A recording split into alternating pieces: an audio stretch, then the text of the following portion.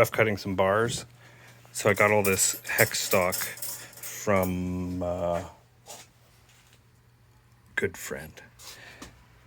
I got it going all the way through here, through the lathe. I bought a special 5C 3/16, call it, just for this hex stock. I also have plastic. I had a ton of, this is plastic 3/16. So what I do is I bring it out. I hit the stop.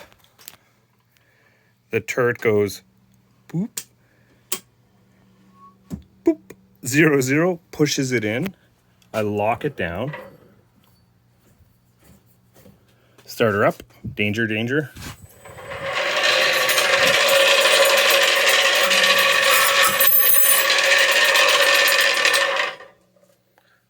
Open up the collet.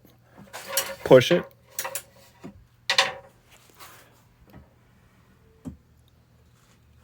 Zero, zero. Pull it away. Close the collet.